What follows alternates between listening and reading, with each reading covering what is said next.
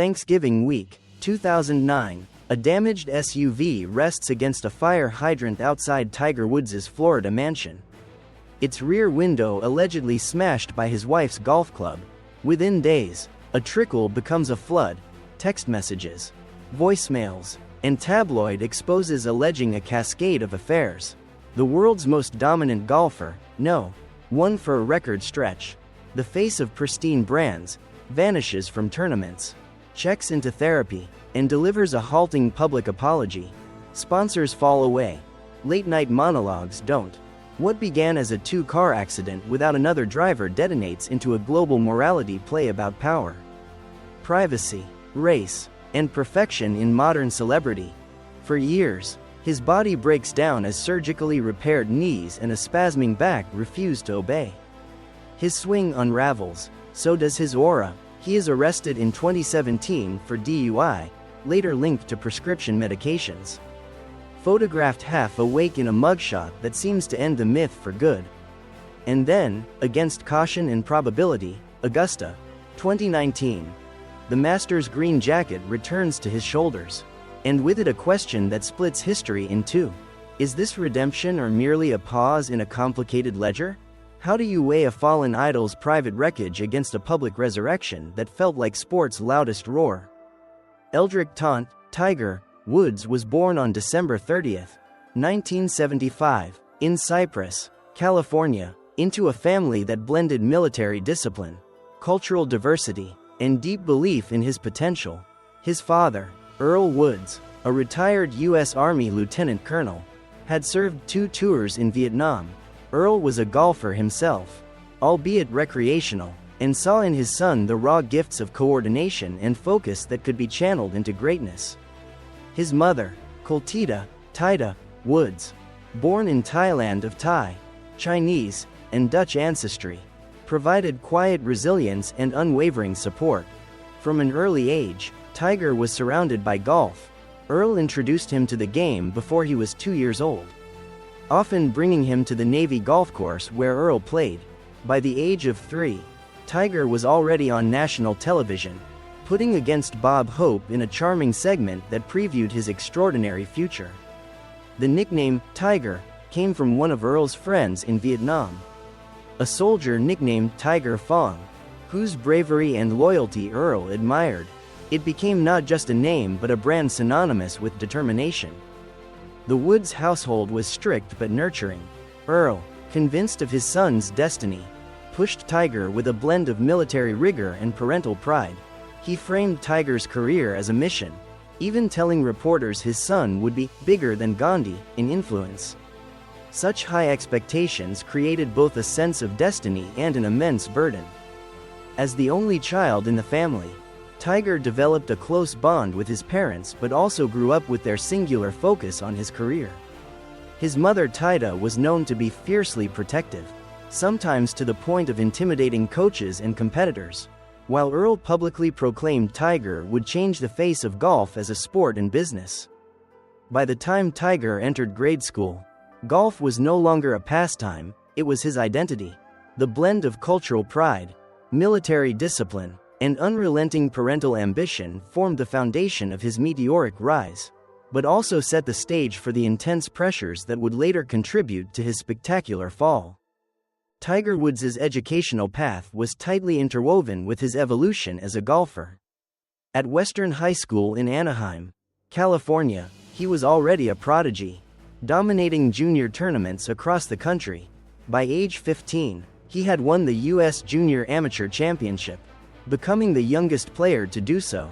He would win it again the following 2 years, a record that stood for decades. Academically, Tiger was a solid student, but his true classroom was always the golf course. He studied videotapes of great players, dissected his own swing mechanics, and applied a level of discipline rare for teenagers. His father Earl often said that Tiger had an old man's focus in a boy's body. By his senior year, Tiger was the most heavily recruited amateur golfer in America.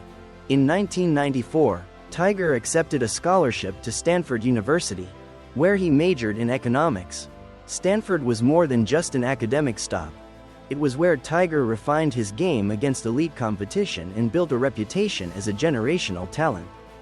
Within 2 years, he won the NCAA Individual Golf Championship and 3 consecutive U.S. Amateur Championships. Feats that elevated him into sports headlines far beyond the golf world. While his time at Stanford was brief, he left in 1996 to turn professional. It was crucial in shaping his persona. The university provided him a platform to balance athletics with academics, and his professors recalled a student who was analytical, humble, and intensely driven. On campus, Tiger remained somewhat reserved, focused more on his training and studies than the typical college social scene. In August 1996, Tiger announced his decision to go pro, signing record-breaking endorsement deals with Nike and Titleist almost immediately. His famous phrase, "Hello, world," became a declaration not only of his entry into professional golf but of his intent to dominate it. Tiger's early career trajectory was meteoric, a blend of discipline honed in youth, academic polish from Stanford, and competitive fire that made him unstoppable. The education of Tiger Woods was never just in classrooms, it was in learning how to carry the weight of expectation, and how to turn raw talent into a professional empire. When Tiger Woods turned professional in 1996, he didn't just join the PGA Tour, he transformed it. Within weeks of turning pro, he won 2 tournaments and was named PGA Tour Rookie of the Year. But it was in April 1997 that Tiger announced himself to the world on an entirely new scale. At just 21 years old, he won the Masters tournament at Augusta National by a record 12 strokes, becoming the youngest champion in the tournament's history. Watching Tiger slip into the iconic green jacket, millions understood that golf, and perhaps sports, had just entered a new era. Tiger wasn't simply a winner, he was a phenomenon. His powerful drives, laser-accurate irons, and fearless putting reshaped how the game was played. Crowds followed him in numbers golf had never seen. TV ratings soared, and a sport once considered elite and exclusive suddenly became mainstream. Kids who had never thought about golf before now wanted to be the next Tiger Woods. By the early 2000s, Tiger was at the peak of his dominance. He completed the so-called Tiger Slam in 2000-2001, holding all 4 major championship titles simultaneously, a feat no golfer had accomplished before. His 2000 U.S. Open victory at Pebble Beach, where he won by 15 strokes, remains one of the most lopsided triumphs in sports history. Between 1999 and 2002, Tiger won 7 of 11 majors, a stretch of dominance unmatched in the modern era. Off the course, Tiger became a global icon. Endorsements from Nike, Buick, Rolex, and American Express made him the highest-paid athlete in the world. His signature red shirt on Sundays became a symbol of intimidation and inevitability. In 2001, he published How I Play Golf, which sold over 1.5 million copies, reinforcing his status not only as an athlete but also as a brand. Tiger's cultural impact was seismic. He broke barriers as the first golfer of Black and Asian descent to dominate a sport historically associated with exclusivity. For many, he wasn't just winning tournaments, he was redefining who belonged in golf. Courses saw increased memberships, youth programs surged, and television ratings reached record highs. By his early 30s, Tiger had already amassed more than 10 major titles and was chasing Jack Nicklaus's record of 18. He was hailed not only as the greatest golfer alive but as potentially the greatest athlete in modern history. Commentators, fans, and sponsors all agreed, Tiger Woods wasn't just playing the game, he was changing it. Yet, with every peak came immense pressure. His life was carefully curated, the perfect swing, the perfect family man image, the perfect brand ambassador. Behind that perfection, however, cracks were forming. Injuries began to plague his back and knees, and the relentless demands of fame weighed heavily. Still, during these golden years, Tiger Woods seemed untouchable, a once-in-a-generation talent who had conquered not just a sport, but the culture at large. From 1997 to 2008, Tiger Woods stood at the summit of world sport, a man who redefined golf, rewrote record books, and reshaped celebrity. What no one knew at the time was that his greatest battles were still ahead, off the course. And in the full glare of the world spotlight, at the height of his fame, Tiger Woods' personal life seemed to mirror the flawless image he projected on the golf course. In 2001, he met Ellen Nordegren, a Swedish former nanny and model, through fellow golfer Jesper Parnevik, whose children she had cared for. Ellen, known for her reserved demeanor and striking beauty, initially shied away from the intense spotlight surrounding Tiger, but as their relationship grew, she became an integral part of his carefully curated narrative, the world's best golfer with a stable, loving partner by his side. The couple married in October 2004 in an extravagant ceremony at the Sandy Lane Resort in Barbados, reportedly costing over $1.5 million. To the outside world, their marriage symbolized the ultimate power couple: Tiger, the global sports icon, and Ellen, the elegant, grounded counterpart who seemed to anchor him. They welcomed 2 children, daughter Sam in 2007 and son Charlie in 2009. Photographs of Tiger cradling his newborns or strolling hand in hand with Ellen were used in sponsorship campaigns, reinforcing his image as not just an athlete but a family man. For years, Tiger's marriage was portrayed as near perfect, the private foundation supporting his public dominance. Ellen was admired for her discretion, rarely giving interviews, and often appearing at tournaments only to quietly support her husband. She seemed to embody the calm center of a whirlwind life. Yet beneath the polished exterior, cracks had begun to form. The demands of constant travel, fame, and the pressure of living up to an immaculate image took a toll on their relationship. Rumors occasionally surfaced of Tiger's infidelities, but they were quickly dismissed or ignored by the media, eager to protect the lucrative Tiger brand. Everything changed on Thanksgiving night, 2009. A mysterious car accident outside their Florida mansion drew police attention. Within days, tabloids and major outlets began publishing stories alleging Tiger's extramarital affairs. What started with whispers became an avalanche, as more than a dozen women came forward claiming relationships with the world's most famous golfer. The scandal shattered the public image Tiger had spent years cultivating. For Ellen, the betrayal was deeply personal and painfully public. While Tiger issued a tearful apology and checked into therapy for sex addiction, Ellen filed for divorce in 2010, securing a settlement reportedly worth over $100 million. Their marriage, once a cornerstone of Tiger's brand, became the catalyst for one of the most infamous downfalls in sports history. Ellen retreated to a private life focused on raising their children, while Tiger faced not only the collapse of his family but the implosion of his sponsorship empire and reputation.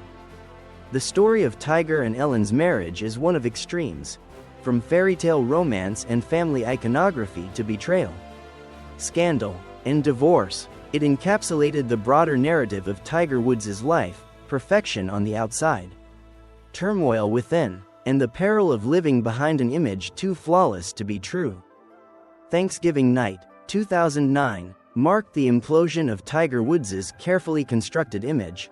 In the early hours, police were called to his Florida mansion after Tiger's SUV struck a fire hydrant and a tree.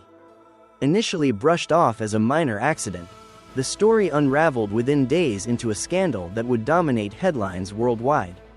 Reports emerged that his wife, Ellen Nordegren, had smashed the back window of the car with a golf club, supposedly to rescue him. But soon, tabloid exposés suggested a different story: that Ellen had confronted Tiger about his infidelities. And the accident was the chaotic aftermath of a domestic confrontation. What followed was a media frenzy. Within weeks, more than a dozen women, ranging from cocktail waitresses to nightclub hostesses, came forward alleging affairs with Tiger. Text messages, voicemails, and tabloid interviews painted a picture of a double life. The world's most disciplined athlete, who had built a billion-dollar brand on control, focus, and perfection, was revealed to have been reckless, impulsive, and deceitful in his private life. The fallout was immediate and catastrophic. Major sponsors, including Accenture, AT&T, Gatorade, and Gillette, severed ties with him, costing tens of millions of dollars in endorsements. Nike, his most loyal backer, scaled back promotional campaigns, keeping the partnership alive but distancing itself from the scandal. Television ads that once portrayed Tiger as the epitome of discipline and success vanished overnight. Public opinion turned sharply. Once admired as a symbol of excellence, Tiger was now mocked in late-night comedy routines, lampooned in editorials, and vilified in tabloids. His fan base, particularly families who had embraced his image as a devoted husband and father, felt betrayed. Golf itself suffered, as tournament viewership dropped in the wake of his absence. In February 2010, Tiger held a somber press conference, admitting to infidelity and announcing he would take an indefinite leave from golf to focus on therapy and rebuilding his family life. He entered treatment for what was described as sex addiction and underwent counseling. But the damage was done. Ellen filed for divorce later that year, securing a reported $100 million settlement, and moved on with her life away from the spotlight. Tiger attempted a return to golf, but he was no longer the same. From 2010 to 2013, his performances faltered. Though he won some tournaments, he struggled in majors and appeared mentally distracted. Worse, his body began to betray him. Years of intense training and violent swings took their toll, leading to knee surgeries and debilitating back injuries.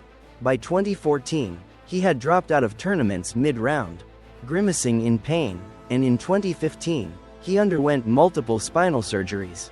The nadir came in May 2017, when Tiger was arrested in Florida for DUI after police found him asleep at the wheel of his car. Toxicology reports later revealed he had a dangerous mix of prescription painkillers and sleep medications in his system. The mugshot of a disheveled, exhausted Tiger circulated globally, seen as the ultimate image of his downfall.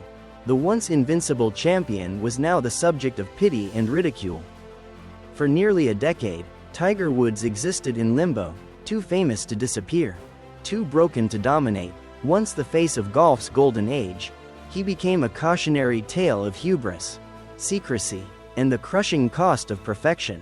His ranking plummeted, his body was ravaged, and his reputation seemed beyond repair.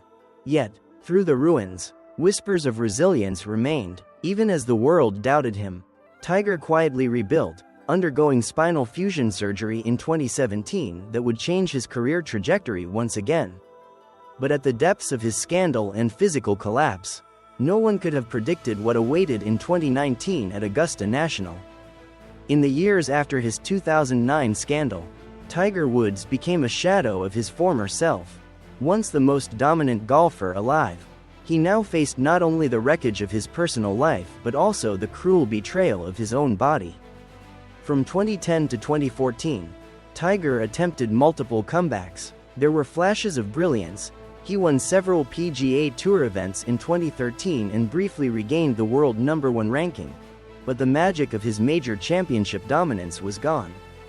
Fans who had once expected him to routinely rewrite history now watched with unease as he limped off courses, grimaced in pain, and withdrew mid-round.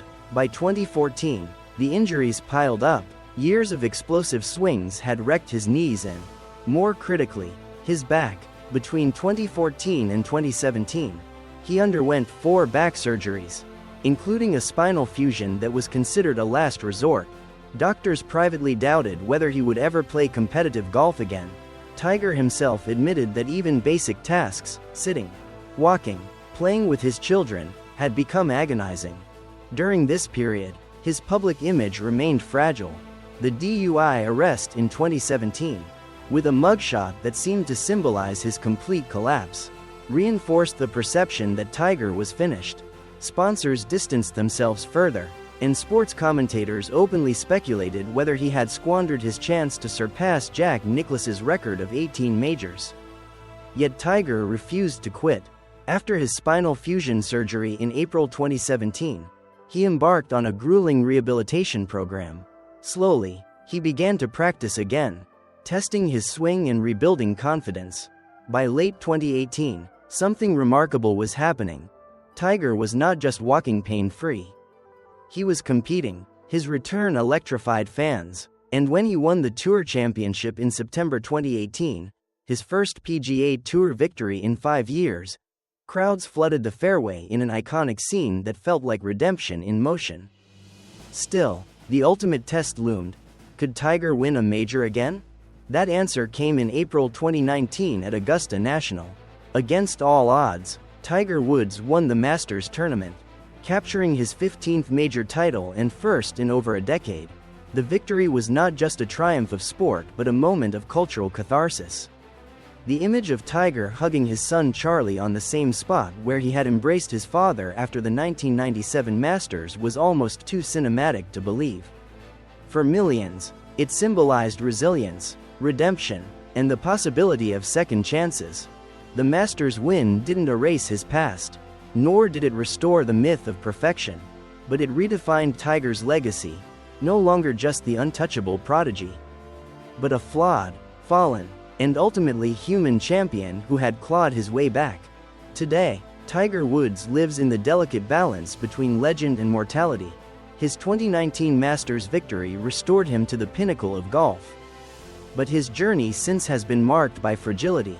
In February 2021, Tiger survived a near-fatal car crash in Los Angeles that left him with multiple fractures in his right leg. Doctors considered amputation. Instead, months of rehabilitation allowed him to walk again, though his gait remains stiff and his appearances on the PGA Tour are limited. Tiger has since played selectively, appearing at majors like the Masters, the Open, and the PGA Championship, but more often in ceremonial or mentoring roles. Crowds still roar for him, but the man who once intimidated entire leaderboards now measures success in simply finishing a round. His body may no longer allow the dominance of his youth, but his aura remains untouched. Every swing is treated as a gift, every tournament as a reminder of how far he has come. Beyond golf, Tiger embraces fatherhood with visible pride. His son, Charlie Woods, has begun competing in junior and exhibition tournaments, often alongside Tiger at the PNC Championship. The sight of Tiger caddying, coaching, or simply smiling as Charlie hits a perfect drive has become its own narrative, the passing of a torch, the rewriting of a legacy through the next generation. Culturally, Tiger Woods is no longer just a golfer, he is a symbol. His story encapsulates the extremes of modern celebrity: unparalleled excellence, scandalous collapse, physical ruin, and improbable redemption. For some, his comeback at Augusta in 2019 remains sport's greatest redemption arc. For others, the shadows of 2009 still linger, a reminder of flaws that will always complicate his greatness. The open question remains: how will history remember Tiger Woods? As the golfer who nearly matched Jack Nicklaus's majors? As the scandal-ridden star who betrayed his image? Or as the comeback king who defied pain, disgrace, and age to roar once more? Perhaps the truth is all of these. Tiger Woods' story is unfinished, not because of the trophies left to chase, but because it continues to evolve in the space between triumph and tragedy, between hero and human.